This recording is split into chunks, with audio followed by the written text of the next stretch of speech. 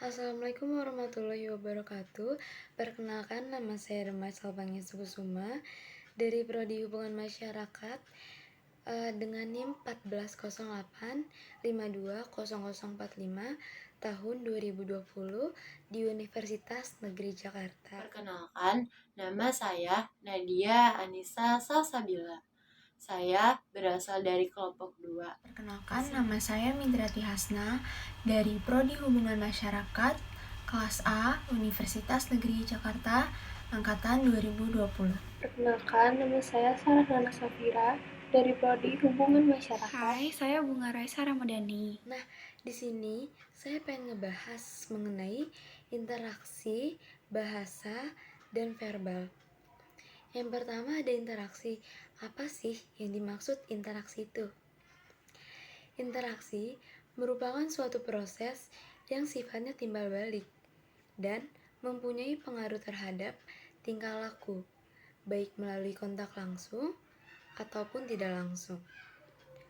Ada suatu jenis tindakan yang terjadi ketika dua atau lebih objek mempengaruhi atau memiliki efek satu sama lain. Kombinasi dari interaksi-interaksi sederhana dapat menuntun pada fenomena baru yang mengejutkan. Dalam berbagai ilmu, interaksi memiliki makna yang berbeda-beda. Yang kedua ada bahasa. Bahasa adalah seperangkat kata yang disusun secara terstruktur sehingga menjadi suatu kalimat yang mengandung makna.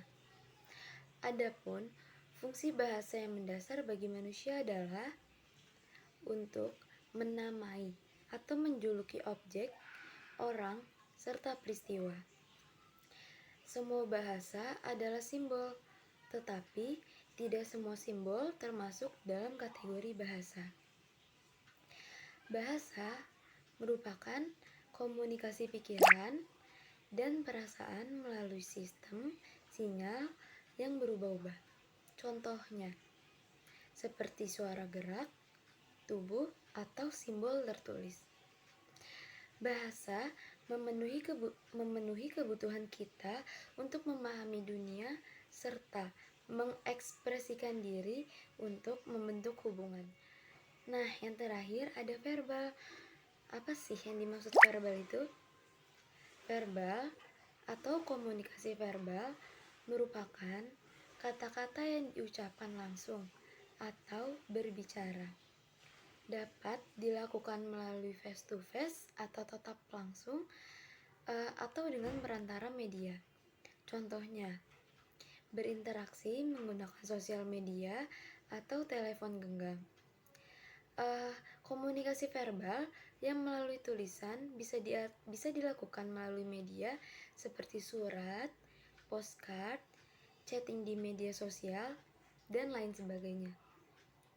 Secara sederhana, komunikasi verbal adalah komunikasi yang menggunakan bahasa, baik lisan maupun tulisan, sebagai media dalam berkomunikasi.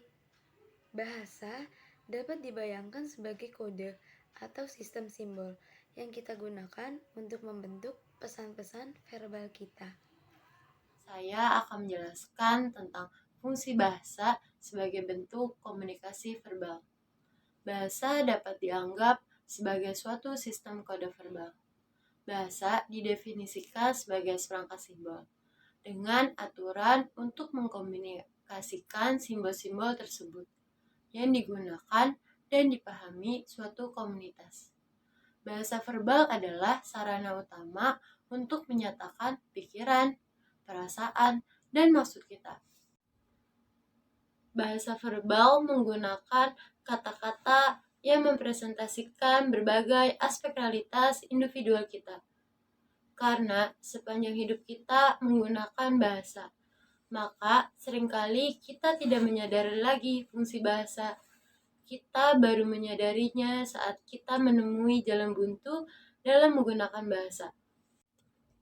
Misalnya, saat kita harus berkomunikasi dengan seseorang yang sama sekali tidak memahami bahasa kita dan kita tidak memahami bahasanya. Menurut Larry L. Barker, bahasa memiliki 3 fungsi. Yang pertama yaitu penanaman. Penanaman merupakan fungsi bahasa yang mendasar. Penanaman atau penjulukan merujuk pada usaha mengidentifikasi objek, tindakan, atau orang yang menyebut namanya sehingga dapat dirujuk dalam berkomunikasi. Yang kedua, interaksi. Fungsi interaksi menunjuk pada berbagai gagasan dan emosi yang dapat mengundang simpati dan pengertian ataupun kemarahan serta kebingungan. Yang ketiga yaitu transmisi informasi. Yang dimaksudkan dengan fungsi transmisi informasi adalah bahwa bahasa merupakan media untuk menyampaikan informasi kepada orang lain. Bahasa merupakan media transmisi informasi yang bersifat lintas waktu. Artinya, melalui bahasa dapat disampaikan informasi yang menghubungkan masa lalu, masa kini, dan masa depan, sehingga kemungkinan adanya kesinambungan budaya dan tradisi. Di sini saya akan menyebutkan 10 hambatan. Yang pertama ada orientasi intensional. Nah, jadi dalam orientasi intensional ini merupakan sebuah perilaku dalam komunikasi verbal dengan kecenderungan melihat fisik seseorang yang menonjol. Nah, jadi dalam orientasi intensional itu tentu saja bisa menjadikan penyampaian dalam komunikasi massa kurang efektif. Yang kedua ada polarisasi. Nah, polarisasi ini merupakan kecenderungan di dalam interaksi verbal untuk mengelompokkan individu, objek, atau situasi tertentu menjadi ke dalam lawan kata yang ekstrim. Seperti misalnya, baik menjadi buruk, atau sehat menjadi sakit, dan sebagainya. Yang ketiga ada indiskriminasi. Nah, dalam indiskriminasi ini merupakan bentuk pemukulan rata terhadap semua individu berdasarkan latar belakang yang dimiliki. Nah, jadi sikap ini tentu saja akan menimbulkan penilaian-penilaian tertentu bahkan sebelum komunikasi massa ini berlangsung. Selanjutnya yang keempat ada stereotip. Nah, jadi stereotip ini merupakan hasil dari indiskriminasi. Sebenarnya stereotip ini mungkin terjadi penyebab terjadinya indiskriminasi. Nah, namun kedua hal ini sebenarnya mirip-mirip, hanya saja ada perbedaan timing di antara keduanya. Nah, selanjutnya yang kelima merupakan evaluasi statis. Nah, jadi ini merupakan kondisi di mana pada saat seorang komunikator memberikan informasi dan dianggap tidak menarik. Nah, jadi maka seterusnya komunikan ini tidak akan memberikan perhatian lebih terhadap komunikator. Jadi komunikasinya itu tidak berjalan dengan baik. 6 ada labeling. Nah, jadi labeling ini akan terjadi jika seseorang menganggap sesuatu yang buruk yang dimiliki oleh orang lain. Nah, apapun yang ia sampaikan ini kemudian akan ditolak karena sudah dicap sebagai sesuatu yang tidak berguna. Nah, contohnya misalkan saya berkomunikasi dengan orang lain. Nah, saya menganggap orang lain ini tukang bohong. Nah, jadi otomatis apa yang dibicarakan oleh dia saya tidak percaya. Nah, itu termasuk ke dalam labeling. Yang ketujuh ada penilaian pribadi. Nah, jadi penilaian pribadi ini sebenarnya merupakan hambatan interaksi yang lebih menonjol ke sikap judgmental. Seseorang akan memberikan penilaiannya terhadap individu lain tanpa memperhatikan aspek positif yang dimiliki orang tersebut. Jadi seseorang itu hanya melihat sisi negatifnya saja tapi tidak di-comparing dengan sisi positif yang dia punya. Yang kedelapan ada sikap meremehkan. Nah, karena adanya penilaian pribadi, seseorang bisa menganggap remeh orang lain. Nah, kalau ini terjadi, maka interaksi yang terjadi kemudian akan berlangsung secara satu arah saja. Hubungan timbal balik tidak terjadi dan komunikasi dianggap sambil lalu saja.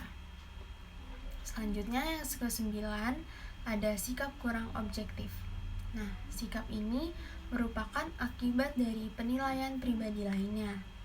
Saat kita mendengarkan pendapat orang lain, kita harus bisa mempertahankan sikap netral dan memandang hal tersebut dari banyak sisi.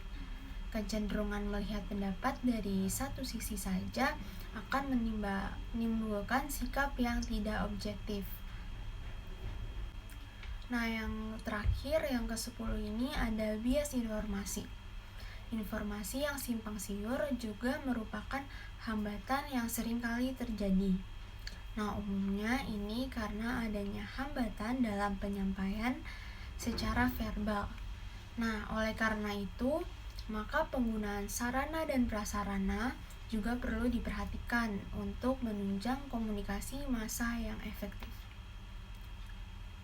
Nah, sekian dari saya. Selanjutnya akan dilanjutkan oleh Ini saya akan menjelaskan tentang prinsip bahasa dan interaksi sosial. Yang pertama, ada bahasa dan budaya yang saling berkaitan. Yang pertama, proses komunikasi merefleksikan nilai dan perspektif dalam kebudayaan. Yang kedua, nama dalam kebudayaan mencerminkan keyakinan. Contoh, di kalender USA ada Natal, Thanksgiving, Paskah, dan tidak ada kalender puasa Ramadan. Yang ketiga, bahasa-bahasa orang asing lebih menekankan kekerabatan keluarga. Contoh, pamannya ibu saya, kakek dari ibu, dan lain-lain. Yang keempat, perbedaan bahasa orang Jawa dengan bahasa orang luar Jawa. Budaya basa-basi, halus, sopan, jaga perasaan, dan lain-lain. Yang terakhir, mengucapkan selamat tinggal di Jepang. Misalnya, kamu akan berpamitan keluar dari pintu rumah. Yang kedua, ada makna bahasa yang bersifat subjektif. Yang pertama, makna tidak pernah mutlak. Yang kedua, kita menciptakan makna dengan interaksi. Yang ketiga, proses menciptakan makna bersifat simbolis. Contohnya, dengan kata saya tersesat, apakah lelucon, kritikan, atau kebingungan? Ada penggunaan bahasa dipandu oleh aturan. Yang pertama, komunikasi verbal dibentuk oleh aturan tak tertulis, tetapi dari makna kata dan situasi yang ada. Yang kedua, terdapat dua aturan yang menentukan komunikasi, yaitu yang pertama, aturan regulatif, seperti apa, di mana, bagaimana, dan dengan siapa kita berkomunikasi. Yang kedua, aturan konstitutif, cara kita memaknai perbedaan komunikasi antar budaya. Contoh, cara menghormati, memberikan perhatian, profesionalitas, tepat waktu. Yang keempat, ada siklus komunikasi membentuk makna. Yang pertama, dalam komunikasi interpersonal, tanda baca atau siklus mendefinisikan kapan sebuah interaksi diawali dan diakhiri. Yang kedua, contoh konflik mengenai kesalahpahaman, tanda dikenal dengan the mind withdraw pattern. Satu orang mencoba untuk menciptakan percakapan yang hangat, namun yang lainnya malah menghindari diskusi yang akrab. Semakin pihak pertama mengarah pada pembicaraan personal, pihak kedua akan semakin menarik Saya akan diri. menjelaskan aspek sosial bahasa dan interaksi verbal. Bahasa mempunyai variasi dan memiliki ragam. Di dalam lingkungan masyarakat, ada bahasa yang digunakan dan memperlihatkan ciri keakraban atau keintiman. Bahasa yang ditandai bentuk dan pilihan kata akrab seperti gue, lo, bete, itu termasuk ke dalam ragam intim. Ragam berikutnya dikenal sebagai ragam konsultatif. yang merupakan ragam bahasa yang digunakan pada saat guru mengajar di kelas. Cirinya berbeda dengan ragam formal atau resmi. Ragam lain adalah bahasa yang ditandai ujaran-ujaran baku dan beku sebagaimana yang terdengar dalam acara ritual atau seremonial. Pertama itu ada bahasa sebagai institusi sosial. Bahasa ada karena manusia berinteraksi.